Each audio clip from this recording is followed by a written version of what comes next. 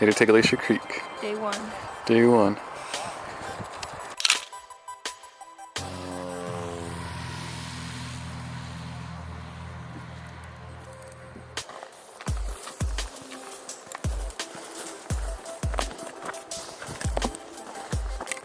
We made it! Outhouse. We have arrived home.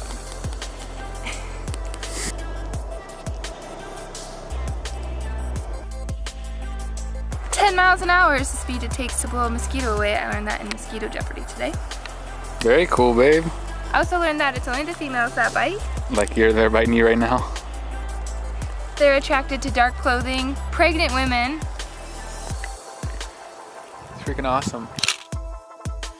We are at Glacier Creek in the Ringel Signalized National Park, Day 2. This cabin was built by the National Park Service and it's open to the public, which is kind of crazy. So we just got dropped off in the middle of nowhere and made our way from the airstrip about a quarter of a mile to this little cabin in the middle of the woods, and it's awesome. It's for anybody's use. They do take reservations, but as long as there's no one with a reservation, anyone can come and use it. And so we got here, luckily no one was here. We thought the mosquitoes weren't gonna be too bad. They're not as bad as they could be, but they're pretty bad. Yeah, so good little morning, beautiful, not too hot, sun is shining, nice little breeze. Went down towards the river, through the driest fields. Had a little bear action on the way, black bear. Not too close, he's a little curious, but we just let him go on his way, we went our way.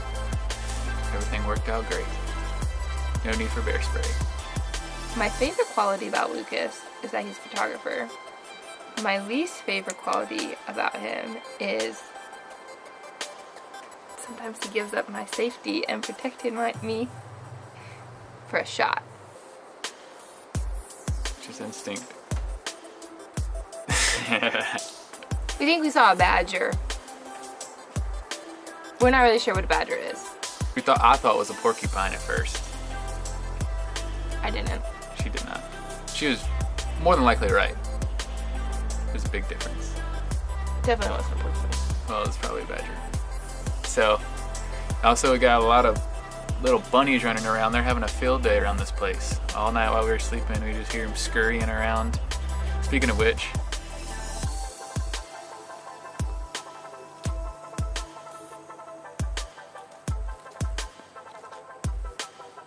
so it's early afternoon here. We are gonna get ready to pack our stuff up and head back to the airstrip, drop our stuff off, and then continue on our way up Glacier Creek. we got about, what, more or less 6 hours till we get picked up. So we're gonna see what we can make of the day. Try to find some water. I'm all out. Did not think we'd be in a place where there wasn't easy access to water, but all the rivers are silty from glacier runoff.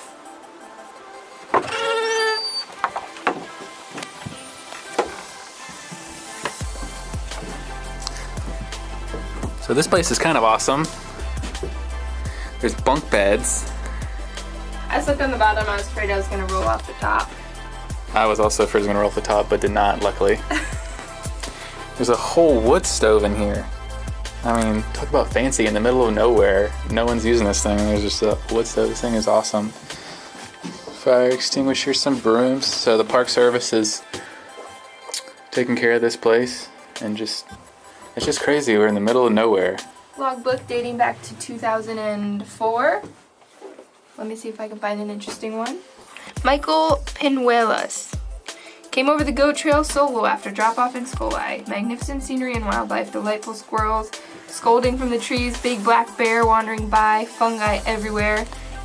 Huge rain last night set up water collection system alongside the house with gas cans and metal roof sheeting. That's what that's for. Glad to be inside with hearty fire, pack raft and walk now on to McCarthy after such a pleasant pause.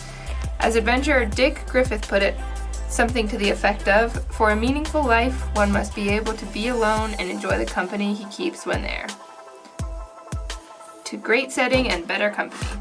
Just a little bit of the outside of the cabin. Got a nice fire pit. So here's the walk into the cabin.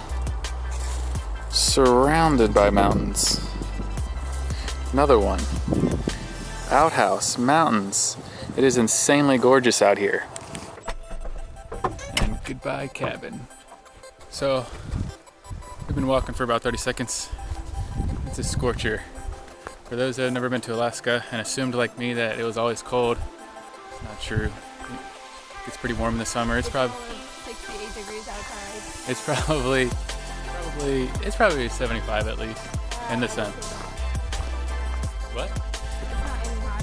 I'd say at least 75 in the sun. Okay, we got weather woman here that just knows the weather. Knows the exact temperature all the time, man. You need a woman like her, guys. Tell you the temperature all the time. Where would you rank this on our top cool places, babe? Hours together. 3. Wow. This is in our top 3 cool places, you guys. We want to hear about the coolest places you've been to, so put it in the comments below. Tell us where you've been so we can check it out in the future.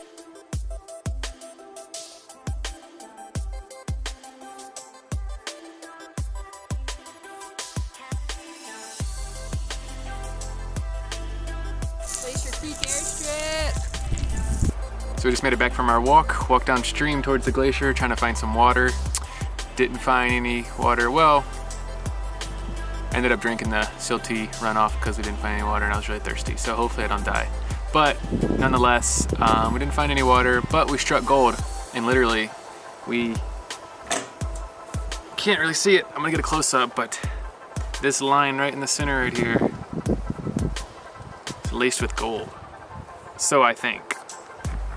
So here we go, here's the close up. And as you can see, there is a very shiny gold looking sediment along this cleft in the rock. So we're gonna get some more information, figure out what this is about and if we can do anything with it. So a little bit of backstory to finding the gold. We were on our way up Glacier Creek and we were following the river, and it got to a point where we couldn't walk any further or we'd be in pretty heavy brush, and I wasn't super excited about that, so I sat down on a rock and Lucas started pouting behind me, and he decided to sit down because he knew we weren't going any further, and voila, here's where we found the gold.